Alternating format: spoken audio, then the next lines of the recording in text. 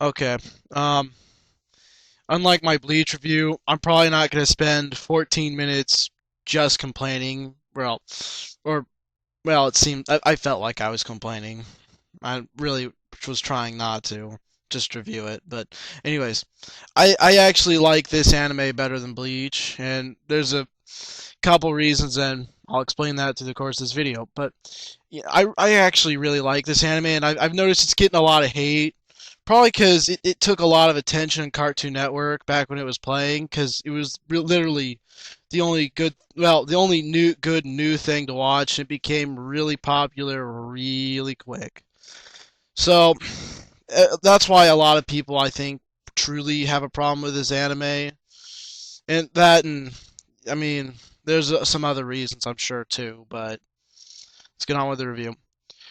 My only real problem is the sharingan. I have no problem with the fact that it's a mere wall keke gengai, or it's called mirai jutsu, or however they pronounce it.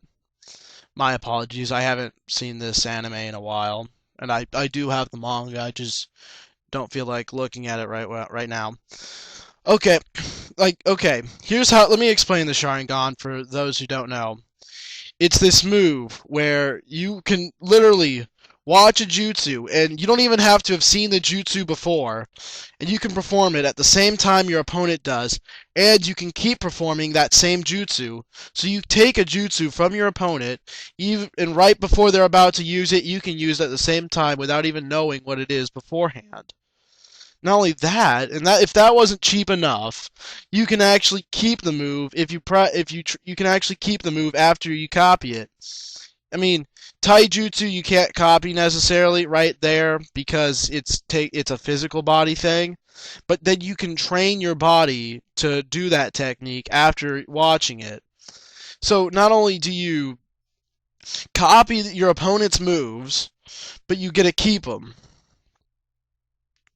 And that's where I say, it's becoming like Pokemon. You just gotta catch them all. Other than that, I have no true problems with Naruto, and I have not seen Shippuden. Um, I mean, it looks good. I can't wait. I don't have Disney XD, so I can't watch it. Yeah, I really wish I did, but I don't, so I can't watch it. But I see. I'm excited for Shippuden. I'm gonna try and watch it sometime, but right now I'm busy watching One Piece online. But yeah, I'll try and see Shippuden whenever I can. It looks good. Um, yeah, the number one complaint I hear about this anime is they're supposed to be ninjas, but they're not really acting like ninjas. And the number one complaint about them not acting like ninjas is the fact that the main character wears an orange jumpsuit. Now, for one, I can explain why they're in a misconception about this show is that it takes place in the summertime and half of them are wearing winter coats. So they should be sweating. The truth is, it actually takes time in the spring. I'm gonna correct you guys there, but yeah, the main character is a ninja who wears orange, and obviously that wouldn't be a good choice for your generic ninja. But the missions that Naruto is taking on are not assassin missions. They're not something where he has to hide in the shadows. So therefore, he doesn't. There are ninjas that wear the um, completely black in that show. I've seen them. During the invasion of the village, you see some, and I'm pretty sure the Anabu Block Ops also. Can, you can consider them wearing all black. Well, except for their masks, they're all black. So it's not because it's because Naruto's not on those types of missions that he needs to use in order that he needs to wear the generic ninja all black mask under disguise can't see me. He's mostly he's a genin, so he's just kind of learning and he takes on small missions. Um One thing I really liked about the show was the chakra, and I'll explain why. Most of the time when you have an energy-based thing in an anime, the other characters can sense the presence of someone else who has it. Dragon Ball Z, it's Kai or Ki. Uh, Bleach, it's soul energy, spirit energy, and in any other anime you can think of, it's probably the same thing where they can sense their presence. Obviously, if they're ninjas and you could sense their presence, that would be a bad thing. If you could sense their presence, chakra doesn't necessarily allow you to sense their presence unless it goes really out of control.